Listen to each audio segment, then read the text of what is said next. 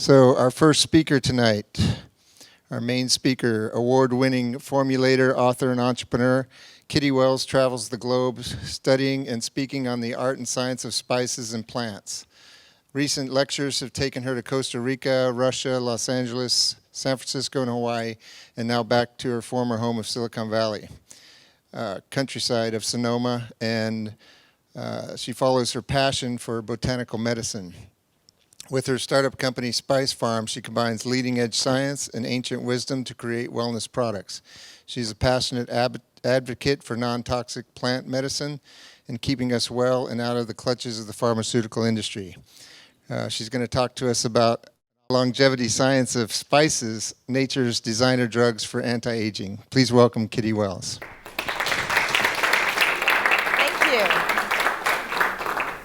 Thank you. Am I turned on? Can you hear me? Yeah. Well, thank you for coming out tonight. I'm delighted to see you all here. And yes, spices as nature's designer drugs. It's, thank you. They're remarkable plants. And before we get started, take out that little cup that I gave you. Pull out the rosemary. And kind of roll it and crush it with your fingers and smell it. So recently, a scientist in the UK published 2 studies that actually shows that the scent of rosemary oil can improve memory 25 to 75%. And those studies were published in a very prestigious journal. So it goes back to Shakespeare, this quote, "There's rosemary for remembrance," and so it actually has some science to verify that. So here's the FDA disclaimer. None of this is medical advice, and this is what we'll look at. So what I'll talk about tonight is a little bit of my why I am just so excited by spices and so interested in aging, and an overview of spices, and some of the evil twins of aging, and the surprising benefits of spices, and how to keep your gut and your digestion healthy, how to keep your heart and your brain healthy, and potentially relieve some of those aching joints, and some of the things you can do right now. And last week, I was at a conference in Taos, New Mexico. It was a 2-day symposium for doctors, naturopaths, nurses, continuing education. And for 2 entire days, it was all about spices. And so it was, there's huge growing interest in this area. And in 2 days, they could just barely scratch the surface of all the science. It was pretty amazing. It was wonderful. So here is a very common approach to aging a lot of people take. And about 8 years ago, that was me. And I had that wonderful feeling of invincibility that young people have, or younger. And but I found my health just spiraling downwards. And just really on the verge of some systemic breakdown with insulin resistance, with stage 3 adrenal fatigue. And it really set me on a course of wanting to learn more about what was going on and how to feel better, because I was kind of a wreck. And here's a wonderful pearl of wisdom from my late beloved mother-in-law, Beatrice. Getting old is not for sissies. And she passed away just a couple of months shy of her 96th birthday. So she knew a thing or two about it. And so learning to age well for me is a real personal imperative. And how many of you want to reach a ripe old age? And yeah, we all do. We all do. But nobody really fancies being in a wheelchair, wearing diapers, and drooling on themselves, however. And I know that's kind of harsh, but bad things do happen to good people as they get older. And it really, I think, pays to learn. And they don't teach you this in school. How do you age? It's not really a very common topic that anyone ever learns about. So I think it's wonderful that you're all here to talk about aging and spices. Here's another approach to aging. It's, anti-aging is really huge business here in Silicon Valley. Millions, if not billions, are being poured in by venture capital for various, very engineered approaches in most cases. And these big, bold claims about we're going to cure aging, or we're going to reverse it, or we're going to reach immortality. And could be a bit of hyperbole there for fundraising purposes, which, that makes sense. You have to get people excited to give you money. But, can we engineer our way out of aging? And how many of you are familiar with Aubrey de Grey and the SENS Foundation right here in Mountain View, I believe? Well, he's really this brilliant gerontologist, but he's kind of he creates a lot of controversy with some of the more orthodox thinkers, and he has these 7 cellular damage he talks about in aging.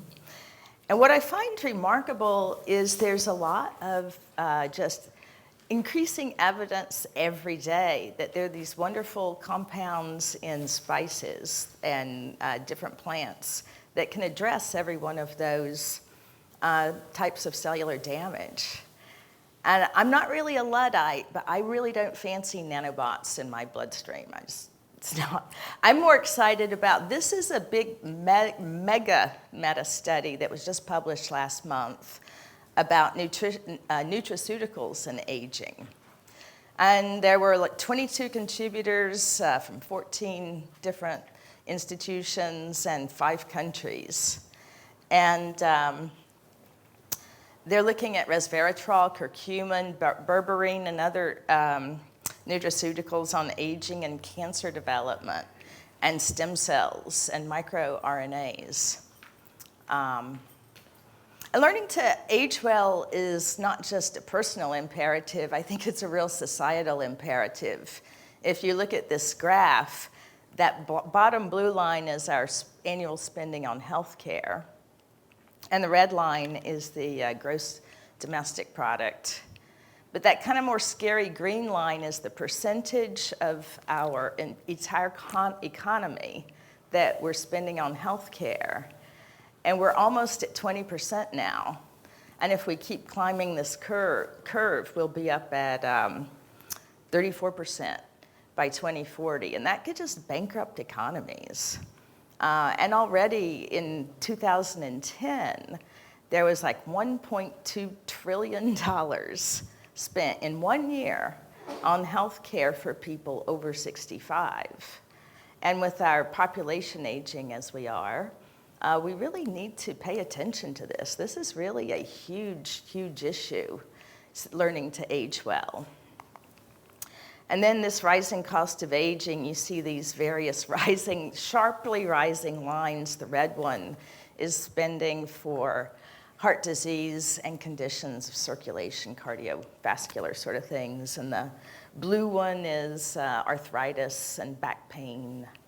And purple is the endocrine spending, like diabetes and other hormonal high cholesterol. That's something we probably shouldn't be spending on. And then the green line is issues of the nervous system, Alzheimer's. And the gray one is cancers. And you see just how sharp this is. And this is hundreds of billions of dollars every year that's being spent. And we kind of have to ask, are we even getting appropriate treatment for these chronic conditions? Andrew Weil put it very well. He was looking at what Western medicine is really good for and what it's not good for. And I actually have a lot of respect for Western medicine. I recently had one of my best friends blow out his coronary artery, an aortic dissection. And it was the miracle workers at UCSF who opened up his chest and put it back together. And so medical and surgical emergencies and trauma, there is nothing like Western medicine. And I was in a car accident over 30 years ago, and my ankle was shattered. And that was no time for herbs and Reiki. It was like, put me back together. And then after 30 years, it kind of deteriorated. It got worse and worse. And so I was really fortunate last year. There's this new technology for total ankle replacement. So now I just feel fabulous. I have a new lease on life. I can walk so much better on this brand new ankle. So replacing damaged joints is something Western medicine is really good at. But when it comes to chronic degenerative diseases, not so much. And curing most forms of cancer, not so much. And every year, over 780,000 people drop out of our medical system. It's not because they didn't pay their insurance premium. It's because they died of an iatrogenic cause. And iatrogenic means caused by the medical care that they were receiving. And it may be a pharmaceutical adverse effect. It could be unnecessary surgery. It could be any number of complications. But, and you know, that's the equivalent of 6 jumbo jets falling out of the sky every single day. And I'm just really surprised that people aren't more alarmed by this, or they don't really seem to care, or when those ads on TV with all the side effects that speed up and go really fast, just don't pay attention. But here I have a dream. And I have a dream that someday allopathic medicine will be the treatment of last resort for most of these conditions. And I love this little comic where it says, Doc, I've tried everything, acupuncture, herbs, Reiki, yoga, prayer. Now I'm ready for drugs and surgery. So that's my point. Unless you're in an accident or have an emergency. So this is another little pearl of wisdom from Walter Longo, who's the director of Southern California's Longevity Center. And he says that diet is really by far the most powerful intervention to delay aging and age-related diseases. And of course, we might have to add exercise to that too.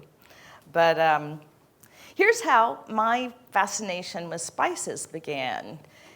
As part of a diet, it was around 2002, and a friend of mine who had cancer and was healing from cancer showed me this cookbook. It's called The Taste for Living. It's kind of ironic. It's Michael Milken, the junk bond king.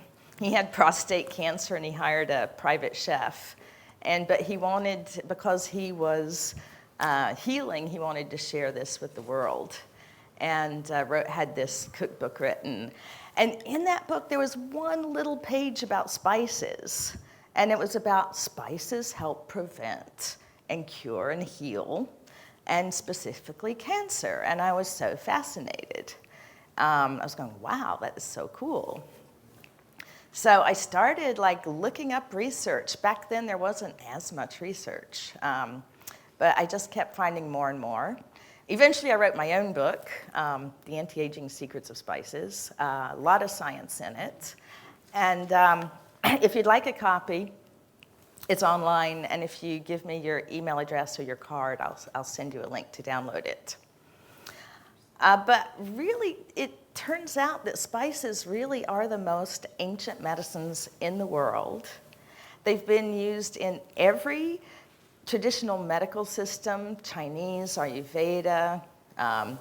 In Greece, Hippocrates was a big user of spices and herbs, and Rome. Arabic and Persian medicine had a huge influence on global medicine in earlier centuries. And so spices, they also really changed the course of human history, with people going out to search for them and controlling the trade. And now it's, there's so much science that is validating the use of these pretty amazing plants. And there are literally tens of thousands of research studies you can find on PubMed. And granted, a lot of them are preclinical. There's a lot of cell studies, there's a lot of animal studies, but there are increasing numbers of human clinical studies. Every day, it seems like a new one is published in some journal. And what I really find fascinating are the studies that do the head-to-head comparisons of spices or spice compounds with pharmaceuticals. And they're finding some pretty remarkable places where they're just equal in their effect, but incredibly unequal in their adverse effects. And we'll talk about some of those. And one of the beautiful things about spices is they don't come from a pharmaceutical lab. They're not supported with trillions of dollars of research or trillions of dollars of advertising. But we do have approximately, I say about 120 million years of R&D from nature. And I find that, very powerful from the splendor of tropical rainforests. It's just a beautiful way that these plants are really chemists of the highest order, the way they take the energy from the sun and the nutrients from the earth and the rain, and they transform all of this with some kind of amazing intelligence that can't be made in a lab into these amazing compounds. And I think it was, this was a trip to a biodynamic spice plantation in Costa Rica. And when I went on this, just really felt all of this, it's like, okay, I'm not going back to any data centers, no more high tech. I think I'm really gonna pursue this study of spice. I think it was, sometimes I thought, what am I, crazy, leaving a high-tech career? But it's been a wonderful thing. So yes, complex spice chemistry. Again, these are brilliant chemists that nature has given us. There's nothing like it in a lab. Turmeric has over 350 different bioactive compounds in it. And the most best known is curcumin. It gets a lot of press. But there's one called artemisinin, which they're starting to find in animal and cell studies that stimulates brain stem cell, stimulates the production and has some pretty remarkable effects. And ginger is no slough, 450 bioactive compounds, and cinnamon, over 300. And this comes from a really remarkable database that's available to anybody from our USDA, which a guy named James Duke, Dr. James Duke, he's one of the most amazing ethnobotanists out there. And one of the marvelous things about nature's designer drugs, that these compounds that are so powerful also have very beautiful colors, and they have incredible fragrances and flavors. And that's what these little cups of things, as I talk, there's little chips of ginger and turmeric and cinnamon. So you can kind of, as I talk, you can kind of smell them and taste them. And this is, again, nature's designer drugs. And one of the words that's often used to describe spices and their compounds is pleiotropic. And this means having many, many effects. And these pleiotropic spice compounds are just remarkably non-toxic.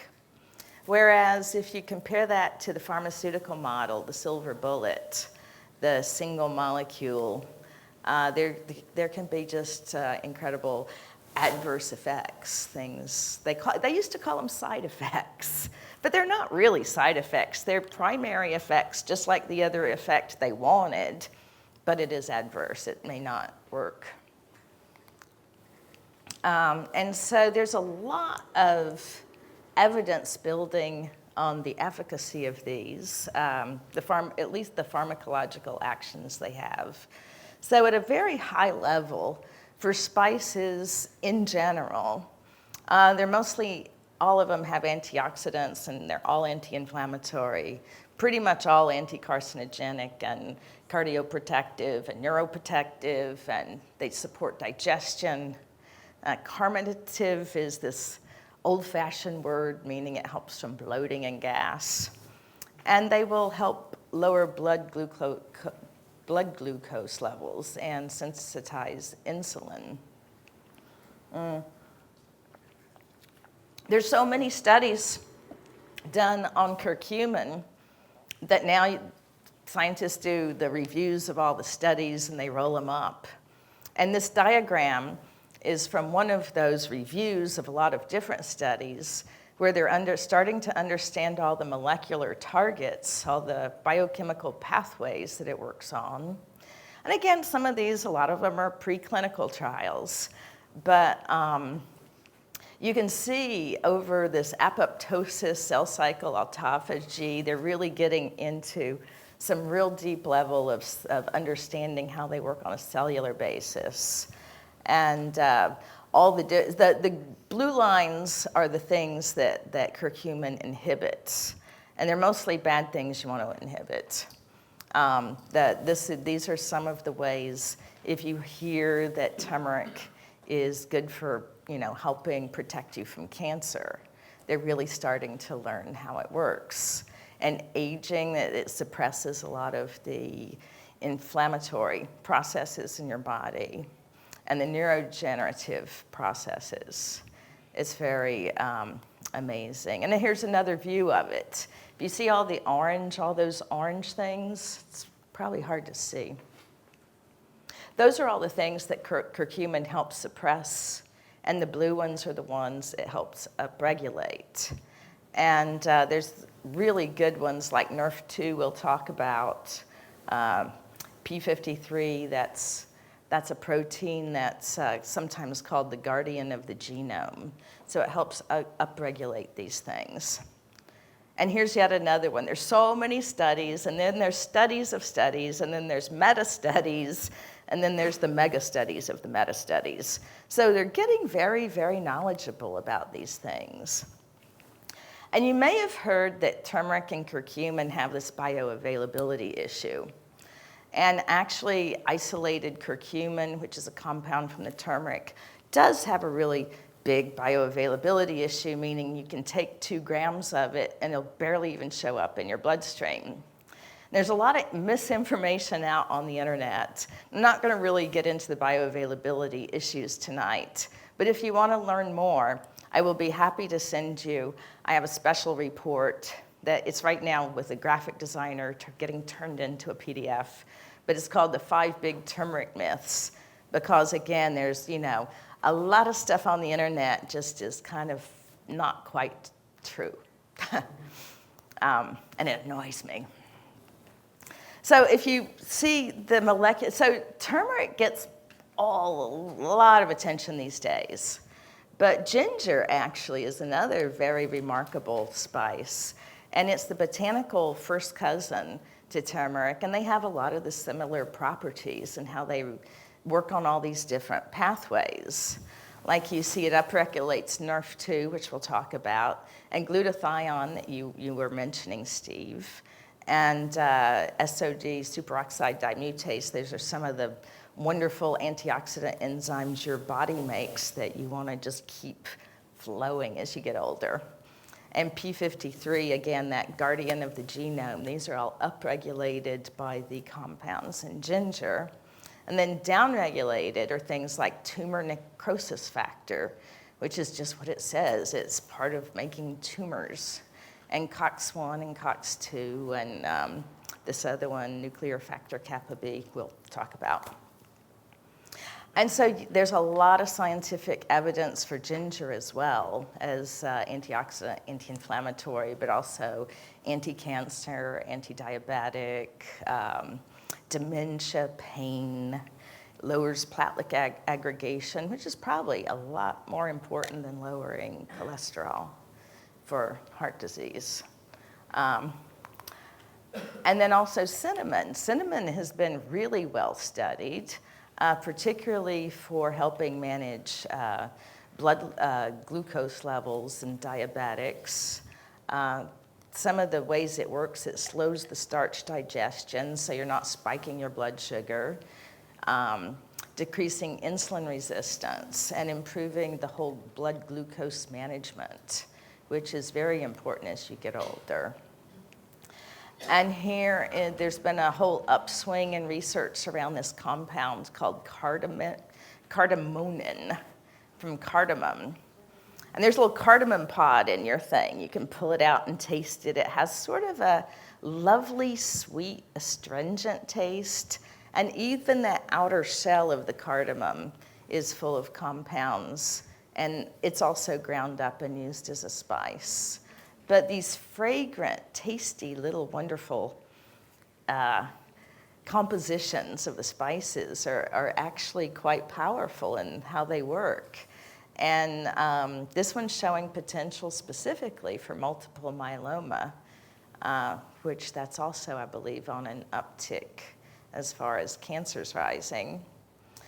And then long pepper. Long pepper used to be really popular in the Middle Ages in Europe, but it sort of fell out for some reason. Now we have black pepper on all our tables. And if you see something in that little cup that looks like something a mouse might have left in the bottom of your cabinet, that's a long pepper. But here, this is one of, this whole area of senolytic agents. This is a huge area in anti-aging research because you get these senescent cells in your body that refuse to die. I think there's companies in Silicon Valley working on this very issue. But here it's possible that there's compound in black pepper that's very useful for that. And it helps kill those malignant and senescent cells by inducing apoptosis, but selectively. It doesn't have your good cells commit suicide.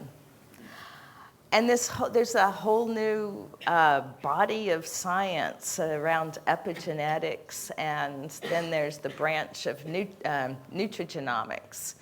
And it shows that your DNA is not your destiny. You've got very interesting different genetic expression, all constantly changing what's turning on and turning off in your body. And the Nutrigenomics is looking at the bioactives in the food and how they turn on and off certain master switches that then communicate to the genes to turn on and off to make then different proteins and enzymes and various things in your body. But it certainly gives a whole new meaning to that phrase, you are what you eat. They're really getting down into some deep understanding of how that works. But looking at aging, what causes aging or what speeds it up? Certainly, I call these evil twins of aging, the free radical damage and chronic inflammation. And these are really big things that where you've got one, you've got the other. Where you've got everybody's heard of free radicals, and everyone knows chronic inflammation is bad for you. And it affects every tissue, cell, organ. So, but what feeds these evil twins? Well, first of all, just our whole, just living, breathing, and eating, and combusting our food, and getting energy. Our own body metabolic processes creates free radicals and inflammation. And I like this quote from Aubrey de Grey, who says, "Aging is a side effect of being alive." And he's talking about those processes. And then, of course, the industrial processed food system, or the food-like substances, as Michael Pollan calls them, this really feeds those evil twins. And then the environmental toxins, and we can't really get away from those. We can reduce them in our own home, but we're breathing fumes all the time, and pretty soon that just builds up over time. And it builds up, and then it results in things like DNA damage. A lot of these toxins are mutagenic and cause mutations. And as we age, our mitochondria start to diminish, but this just hastens. When our systems are overloaded with free radical damage, it just starts to accelerate the aging process. And the membranes, the cellular membranes you were talking about, they start to get hard and rigid, and stuff doesn't, like the nutrients don't move in as well, and the waste doesn't move out as well, and you start getting that intracellular and extracellular junk. It's all part of aging. Of course, also the DNA damage and the mitochondrial decay results in the senescent zombie cells that refuse to die. And all the cells in your body are supposed to be turning over, replenishing, renewing, and some of them do it really fast and some really slow, but you're in a constant state of renewing your body all the time. But when these cells then forget how to die, then they start to sputter this toxic goo, and they start to sputter these inflammatory cytokines, and then they spread chronic inflammation to adjacent cells.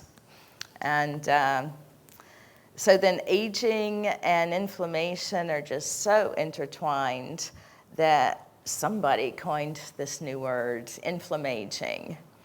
And inflammaging is a part of all these chronic conditions of aging and these diseases like Alzheimer's and diabetes and cancer and asthma and arthritis, stroke, you name it. It's all being fed through this inflammaging.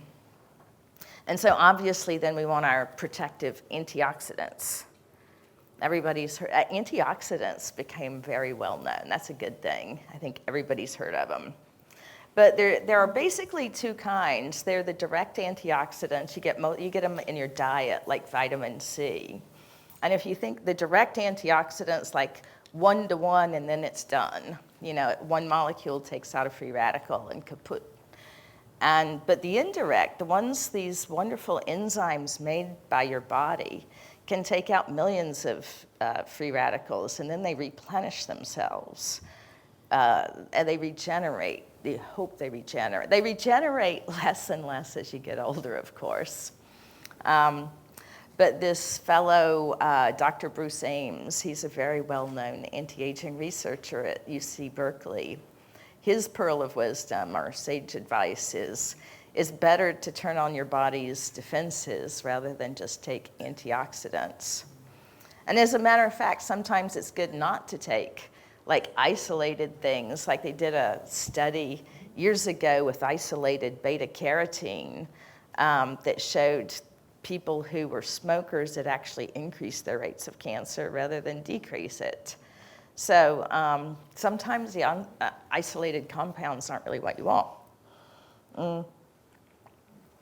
So the antioxidant action of spice compounds starts at this really profound level, where these bioactive compounds in the spices help upregulate transcription factors, which are these signaling proteins in your cellular membranes that then they talk to your genes to tell them to turn the body's own antioxidant defense system on. And the one NRF2, that's the one you want upregulated, because NRF2 is the one that turns on the enzymes and the good protective processes, and it inhibits the inflammation and defends your mitochondria by doing so. And so there's so many antioxidant compounds in spices. Some of them are direct and some of them are indirect. But here are spices that have been shown in research to actually help activate this NRF2, which is just such a powerful thing. And you see turmeric has 27 antioxidant compounds in it. So if you take just isolated curcumin, you're actually missing a bunch of those. And cinnamon has 28 different compounds that they've identified. And garlic is a big one at 39. Ginger, 47. That's pretty remarkable, all in one root. And it's interesting, parsley. You know that dried parsley you get in the grocery store? I always wondered, why bother? It doesn't have any flavor. But it's only the fresh parsley that has the antioxidants intact. And you can see sage and rosemary, or all of these spices and herbs, if you take them on a regular basis, are constantly helping you defend and turn up your own enzymes. And then how spices cool inflammation. Also looking at the study of Nutrigenomics here, the bioactives in spices turn down, or they inhibit a transcription factor called nuclear factor kappa B, an FKB.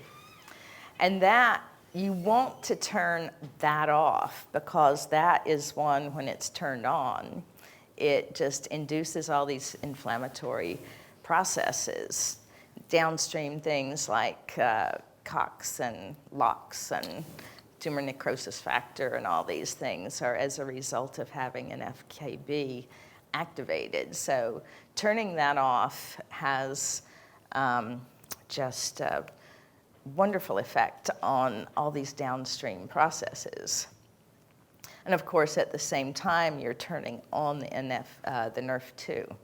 So, and here's the bioactives in spices that turn off NFKB. You see basil, rosemary, and oregano all share this one compound called ursolic acid.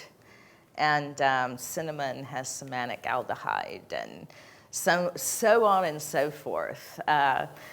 When I first started this whole research, there were very, very few sources of information. And over the last 5 years, I've seen it explode, where used to I was like looking, digging to find information, and now it's just amazingly available. That there's more and more a lot of the research isn't even done in the US. Places like India and Turkey and Korea and Taiwan, Thailand, all over the world, this information is starting to emerge.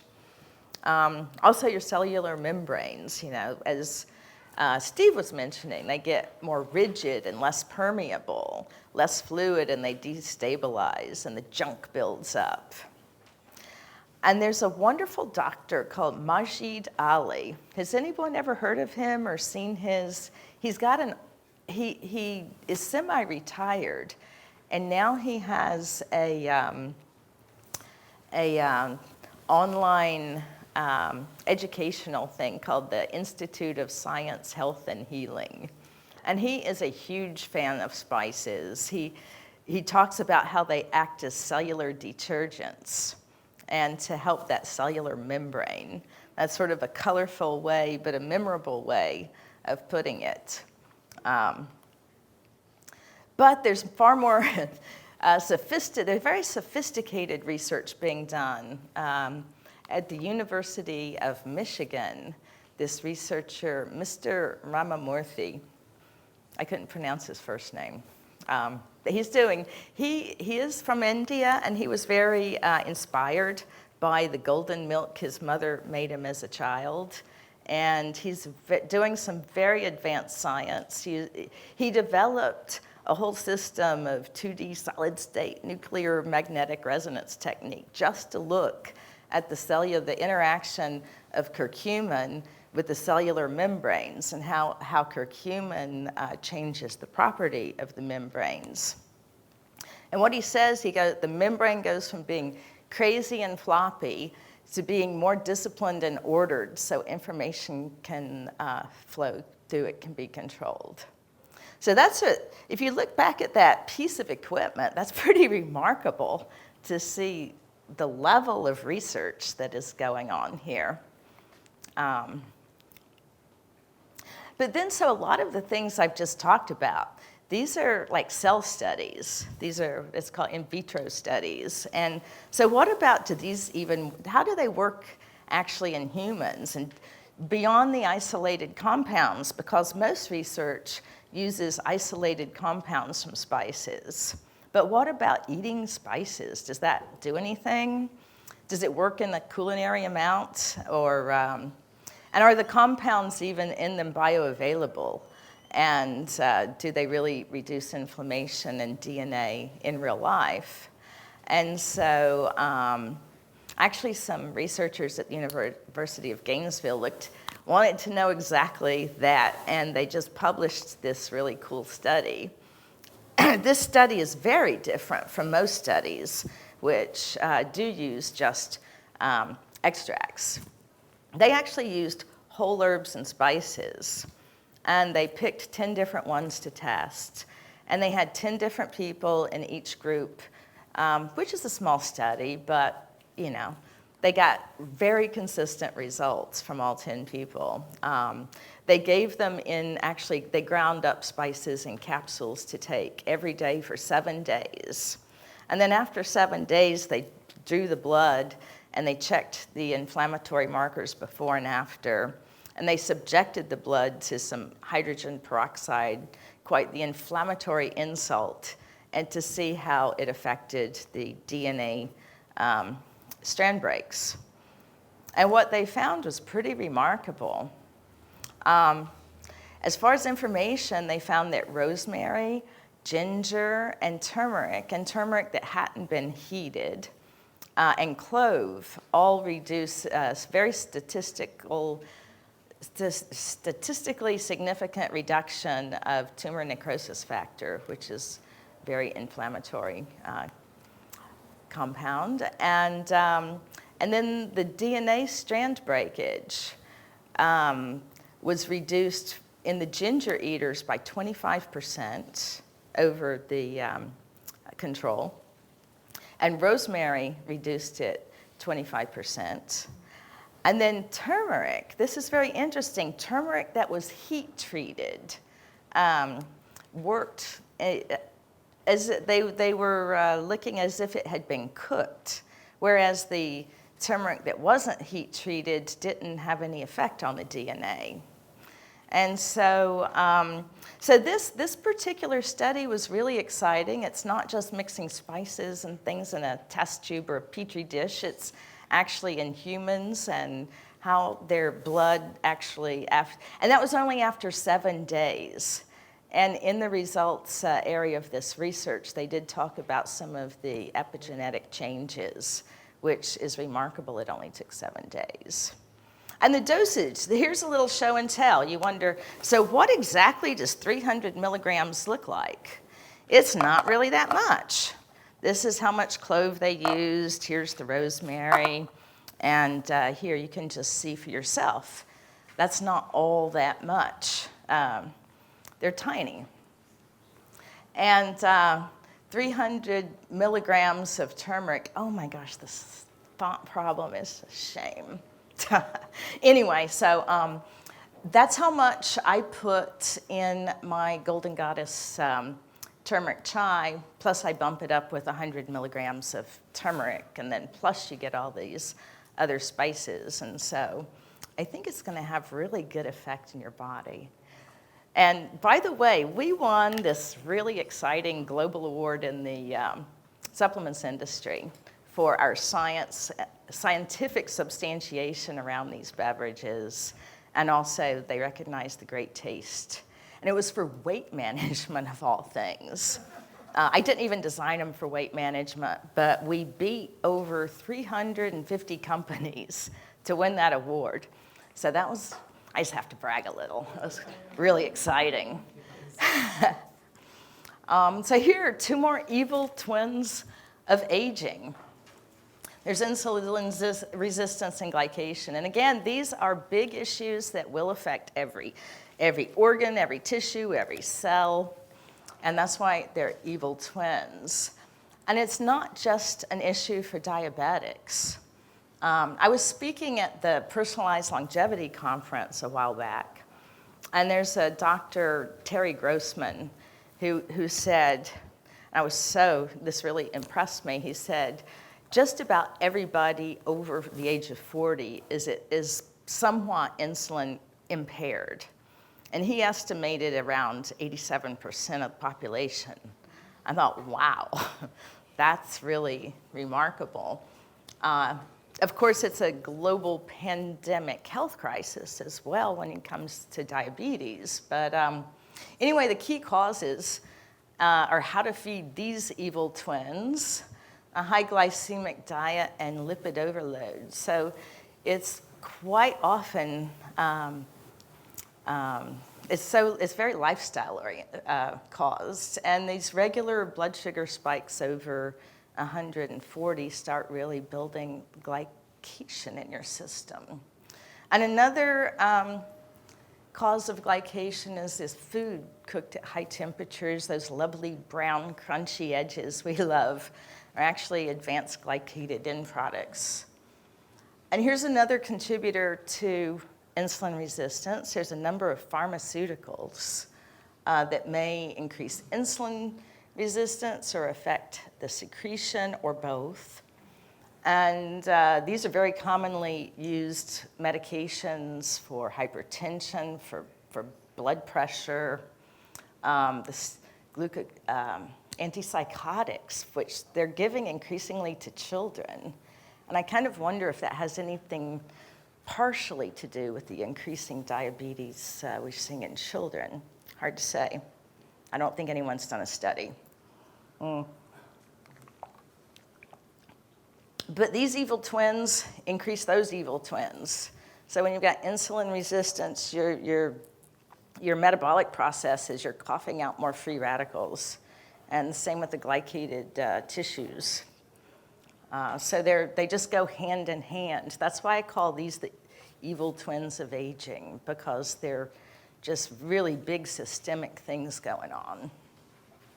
And you can feel insulin resistance. And a lot of people just think this is normal, kind of slowing down, rusty hinges feeling of aging. And the fatigue and the brain fog and the constant hunger. You can't lose weight and you're craving sugar. You're tired after eating and you've got these aches and pains that just sort of migrate. They're here one day and there's more aches and pains. And the upper abdominal obesity, these are all signs. And this is part of really what got me on this path. I was going down this pathway myself. And I have diabetes. There's diabetes going back 3 generations in my family. And I simply said, I'm not going there. I'm turning this around. This is not happening to me.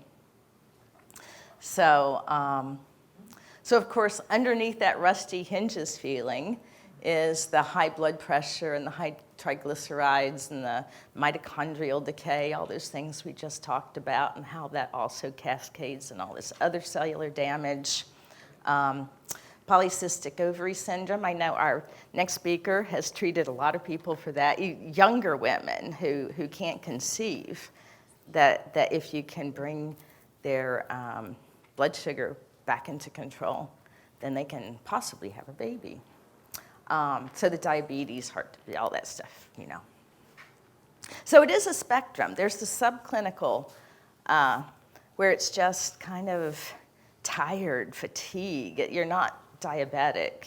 Maybe you don't have metabolic syndrome, but you might just be somewhat dysfunctional in how your body's handling the insulin and the blood sugar. And then type 2 diabetes, and particularly when people don't control their blood sugar, it's been called aging on steroids. And I think you can kind of see why. And then the glycation processes accelerate. Glycation accelerates all these other aging processes. And basically what it is, when there's too much sugar in your blood, you can think of it like cotton candy on a hot day. You know, it's sticky. And that sugar gets glommed onto protein, and it sticks and it makes this big tarry mass in your tissues. And this is a big part of the damage that diabetics face when they are having kidney damage and eyes, their capillaries, you know, everything's starting to get all sticky and stuck. Cataracts and macular degeneration. And even people without diabetes, you know, are increasingly starting to have these issues, and it could be part of the problem. And so the orthodox view is that there is no cure for diabetes, and it can be managed. And this is on the American Diabetes Association website right now. That's their view. But luckily, there are more forward-thinking doctors who are really learning how to repair and reverse and slow and halt this progression. And these are just some of them. These aren't fly-by-night hucksters. These are real amazing medical doctors who are helping people to reverse this condition. I think our next speaker is possibly one of them.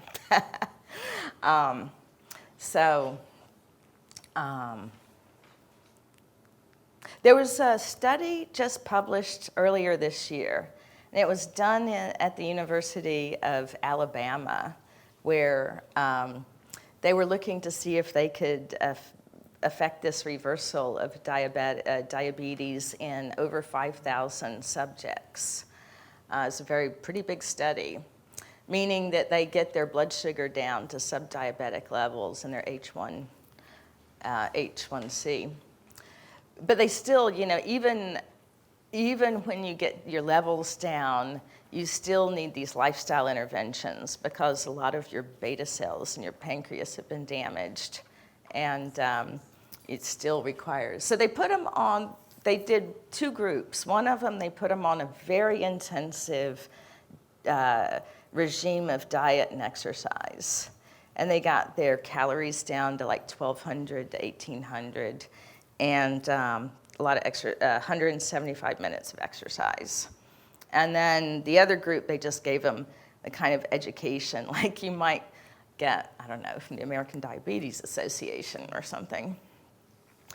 And they had pretty remarkable results. And remember, this is in Alabama, and Alabama, I think, is the second leading state for obesity. So this is really critically needed. So the group one that had the intensive diet and exercise intervention, they actually did see almost 12% remission. So that is using just diet and exercise. And the best results were with the people who lost the most weight and who had the greatest fitness gains, and the ones who had been diagnosed fairly recently, because with everything about aging you can possibly look at, it's always better to catch the damage early or just to prevent the damage in the first place. So spices have been shown to lower fasting blood sugar and increase insulin sensitivity. I wouldn't suggest anyone trying to manage their diabetes with spices, by the way. That should be very medically supervised. But for people that don't have it, this is a great way to just add something into your diet that really helps improve your overall functioning in so many ways. So cinnamon, cayenne, fenugreek, turmeric, ginger, galangal. By the way, galangal, turmeric, and cardamom are all from the same family of plants. And you've seen how they all have all these amazing compounds, as well as garlic and holy basil. And a lot of the science is done with animals. It is still preclinical, but there's quite a lot of evidence for cinnamon and turmeric because there's been a lot more studies. And there was a recently published meta-analysis. They looked at 19 cell and animal studies, and they found 10 very distinctive mechanisms of action and how the turmeric affected insulin and blood glucose. And then they had 5 clinical trials, and they found just an overall positive glucose-lowering effect and the improved beta cell function, which is very important. Your pancreas really needs that kind of support. And the improved fatty acid oxidation and utilization, that's another part of when you're starting to get insulin resistance, how your systems are just getting dysfunctional overall. Did I go the wrong way? Oh, this is another study. As part of that meta-study, this is one of them that they did look at as part of the meta-study. Relatively small, 240 pre-diabetics that were over 35 years old, and they weren't on meds, and they gave them 250 milligrams of curcumin 6 times a day for 9 months, along with the standard lifestyle kind of recommendations of eat well and exercise. And as a result, absolutely none of those pre-diabetics were consequently diagnosed with diabetes. Whereas in the placebo group, over 16% were diagnosed with diabetes. So that was a pretty remarkable, even though it's a somewhat small study, to show how sometimes a spice compound can have a big difference. And there have been, I think, about at least 10 human clinical trials with cinnamon and diabetes and a couple of meta-studies. And they do say they find uneven results, like, they can't say for sure it works in some people and doesn't work in others. And actually, we'll see why that could be. But it's working. The insulin upregulates the genes that then activates enzymes and makes your muscles and your receptors more sensitive to the insulin and just improves your overall metabolism in every way. And not only this pleiotropic word it pops up all the time when you're talking about spices because they do have so many pathways that they work on. So it's also anti-inflammatory, plus it's an antioxidant, plus it decreases blood lipids. And actually, there's really no pharmaceutical in the world that does things like that. But one of the very important things when it comes to cinnamon, you need to know what kind of cinnamon you're looking at, because the stuff in the grocery store and a lot of those cinnamon pills that you find in drugstores are actually cassia. And cassia can be very dangerous to take on a regular basis like that. The German Commission E, which regulates herbal medicines in Germany, has a very strong warning about cassia. And when you see like Vietnamese, Saigon, Indonesian, Kerinchi, these are all cassias, or Burmese Chinese. And they're really great for cooking, like occasional cooking, but you don't want to take them every day. They've got high levels of coumarin, which is a compound that can damage your liver over time, which it is reversible, but there's no reason to damage your liver in the first place if you can avoid it. And the true cinnamon is called Ceylon cinnamon, or Zeylanicum, or cinnamon verum. And it's a lot more expensive. It's about 3 times more expensive. And I don't shop in grocery stores. I've never seen it in a grocery store. I don't know if anyone's starting to carry it. You can get it on Amazon. It's a much sweeter. It's sweeter, it doesn't have the sharp bite. And the sharp bite is delicious for cooking, but again, not every day. And it's got much lower coumarin levels, and it's safe. Or what's another, there are cinnamon extracts and water extracts that are safe. No coumarin, coumarin's removed. So that's just good to know. It really makes me crazy to see cassia capsules being sold in drugstores, knowing that. Also, spices are shown to exhibit ages, these advanced glycated end products. You see that the clove, the allspice, and the cinnamon, these all share certain classes of compounds, as do then there's a cluster of Mediterranean herbs, the oregano and the sage, rosemary. If you smell them, you can sort of smell the similarity of the compounds. And cumin, black pepper, and green tea. And of course, ginger and turmeric come up in everything. They have so many mechanisms of action. It's just remarkable. And this evidence is a lot of animal and in vitro study, but it's still good to know when you're looking at what to eat that these can really have some remarkable benefits for you. So now I just do some few highlights of different things, other ways spices help when it comes to digestion and gut health. So Hippocrates, many years ago, he concluded that all disease begins in the gut. And Ayurvedic medicine agrees. They see his digestion as the foundation of health. And for centuries, they've used spices to stimulate digestion. So a couple of researchers in India wanted to know, is there anything to this? Is it just a myth, or is it true? And so they did a review of all the studies, mostly animal studies once again, to find out how do spices actually work. And what they found is many spices increase your liver's production of bile acids, and they assist in fat digestion. And they stimulate this pancreatic lipase and amylase, protease, all these digestive enzymes.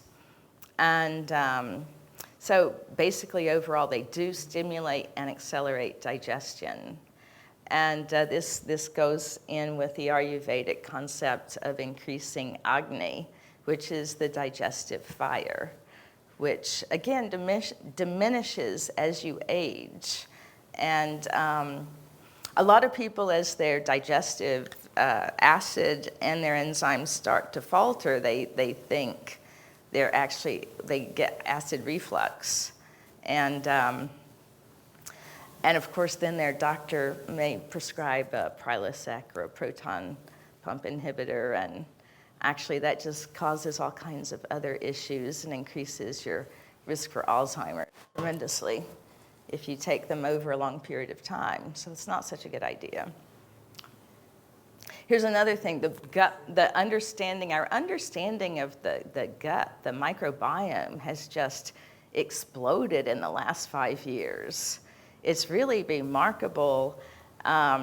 It seems to be at the intersection of everything with your health, everything from appetite disorders and Parkinson's disease, Alzheimer's, all these neurodegenerative issues, and anxiety, depression, stress, cardiovascular disease, liver disease. It seems all to be connecting through your gut and the microbiota and the health of your microbiota.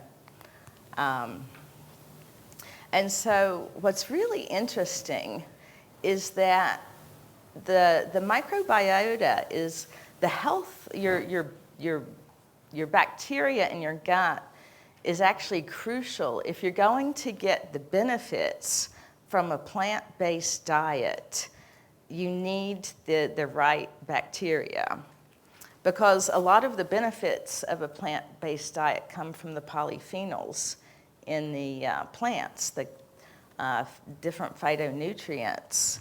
But those phytonutrients aren't necessarily absorbed by the small intestine. They're passed on to the colon. 95% of them are passed to the colon, where they're fermented by the gut bacteria. But if you don't have the right gut bacteria, you don't absorb the nutrients. So the whole beneficial effects of eating mostly plants, as Michael Pollan says, your whole gut bacteria has to be in order to get the benefits. But anyway, so this is a study. It was just published again like last month.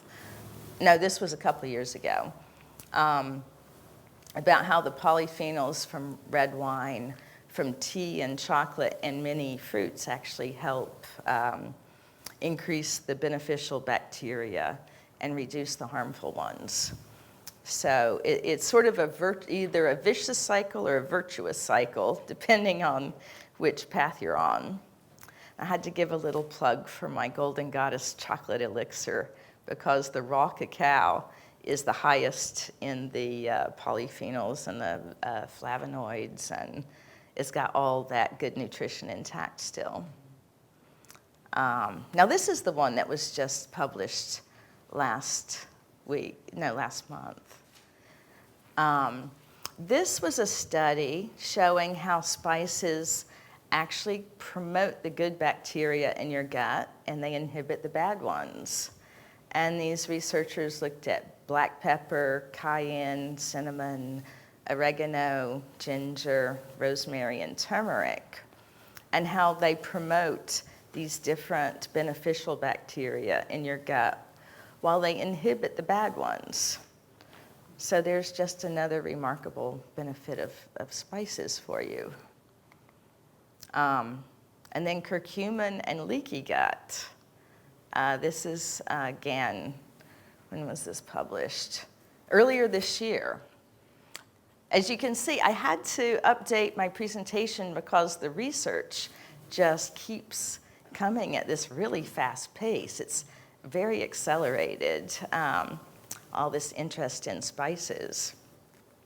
So curcumin and the leaky gut, it looks like curcumin can help improve the intestinal barrier. And that's an issue, another growing health issue with today's food supply as it is, and also as we age. And so cardio and heart health, how do spices benefit? This is a very old-fashioned concept of blood cleansers. This sounds like some old herbalist from the 19th century or something. But there's actually something to it, this notion of blood cleansing. And actually in Chinese medicine and Ayurvedic medicine, this is a concept from centuries. And so if you think about it, your blood's not just a delivery system, it's also a sewer system, really. If, you've got all kinds of things in your blood. And again, the compounds in the spices help clear out some, whether it's bacteria, viruses, lipids. So I liked that old-fashioned term. It's also called alteratives in herbal talk. Garlic and heart history goes back like thousands of years. And this Dr. Charaka, he's sometimes called the father of Ayurvedic medicine, going back to 3000 BC. That's some of the earliest written texts, medical texts, come from India.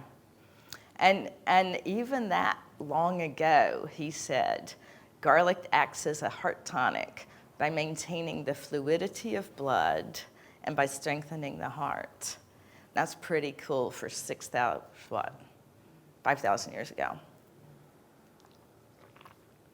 The Egyptians also revered garlic for heart disorders, as did Hippocrates. Pliny the Elder promoted it. So here in 2016, this is one of those meta-analysis of the meta-analysis. Again, there's so many studies on garlic and heart health that these researchers were able to look at for meta-analysis and some other original studies. And And looking at these thousands of cases, they found consistently that garlic supplementation truly does reduce blood pressure and total cholesterol. But most of the benefits were coming from the studies, but the studies do tend to use isolated compounds and standardized products rather than whole herbs. But they using the aged garlic extract.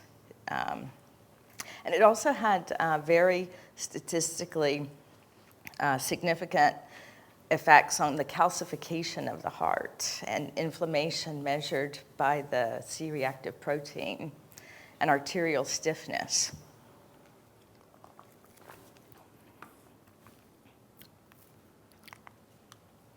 And then natural blood thinners, cayenne, cinnamon, curry powder, dill, ginger. Blood thinners and anticoagulants have the highest rate of adverse effects of any pharmaceutical. So I think it's a wonderful thing to just keep your heart and your blood all flowing well and not have to ever turn to them. Here's the controversy you mentioned, cholesterol. Statins, cholesterol. But Dr. Stephen Sinatra, a well-known cardiologist, asked, does your heart really want ginger? And he calls it the smart man's aspirin, because a lot of people take an aspirin a day for their heart health, but this can have really severe gastrointestinal bleeding, ulcers, and so ginger actually improves your digestion. And he sees in his practice that ginger helps lower elevated C-reactive protein, which is, of course, inflammation is probably a more high predictor of heart attacks than cholesterol. And then for brain health, pearl of wisdom, the best treatments will likely begin early before there's too much damage to reverse. And that's pretty much true about everything. I'm going to tell you an anecdotal story. This is not a scientific study. This is anecdotal. And it comes from one of the leading researchers in curcumin, Dr. Greg Cole from UCLA. And this was about 25 years ago. He was in India, and he was at the, what do you call it? Autopsies of these elder people. Some of them were Indians, some of them were British. And he noticed with the British people, the older people, their brains had deteriorated.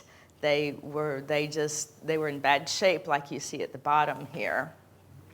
And in these Indian elders, their brains actually showed quite youthful densities of cells in their cortex, and they were faintly stained yellow from years of eating turmeric and curry. And this kind of correlates to the very famous epidemiological study, which gets quoted all the time, that shows that in India, amongst people 70 to 79 years old, there's 4.4 times less Alzheimer's disease. And that's a very old study, but it really kicked off a lot of the interest that we're seeing today in spices. And curcumin, there are 3,309 articles on PubMed right now correlating curcumin and Alzheimer's. It's impossible unless you're a specialist to keep up with it all. But just the basics of what they found is that it does help clear the amyloid plaques. And of course, as you've seen, it decreases all these inflammatory processes and the ones that accompany the deposition of the beta amyloid plaques in the first place. So again, one researcher said, we can cure Alzheimer's in mice with curcumin, but we can't do it in humans yet. So 2 more quick things. Ginger and your joints. The meta-analysis are showing 500 to 1,000 milligrams a day for 3 to 12 weeks is consistently, statistically reducing pain just as well as an NSAID. That's ginger. Same thing with curcumin. 100 to 2,000 milligrams a day, 8 to 12 weeks. They looked at both osteoarthritis and rheumatoid arthritis, and does reduce the pain symptoms, the pain and the stiffness, as well as a pharmaceutical. But I added safely. And one really quick thing about a growing trend I find disturbing in the anti-aging medicine field is putting healthy people on metformin, because they see various benefits on the risk of cancer and cardiovascular disease. And now there's a $66 million study looking at the effects of metformin on aging, and it's getting a lot of headlines, But hyperbole, again, can a diabetes drug cure aging? Oh, yes, we're going to see the first humans to live to 120 due to this anti-aging drug. So the press does tend to blow these things up. But this is one thing they absolutely ignore, that metformin, even though it's safer than most pharmaceuticals, there's still adverse effects. They're not side effects, they're adverse. And in the short term, the reason they start people slow is because it often has heartburn, stomach pain, nausea, vomiting, bloating, all these gastrointestinal issues. But then they kind of raise the dosage gradually. But long-term research done in India shows this severe vitamin B12 deficiency, which impedes DNA synthesis. It can trigger anemia, malaise. I don't think an anti-aging drug that can trigger malaise is a very good idea. But so what you can do right away, you can have more spices and daily doses. And I think I'm out of time. Am I out of time? I do just here. Basics, whole foods, well spiced, brightly colored, mostly plants, organic with good fats. Fast and easy preparation. And this is why I developed these products, because I wanted to have more spices every day in my diet. And I love curry, but I got tired of curry every day. I do have the most powerful turmeric tea in the world. It's the world's only clinical strength turmeric tea, and I can tell you more about that. And I just want to say, feed yourself consistently as an act of loving consciousness, and age well. So thank you. Thank you very much.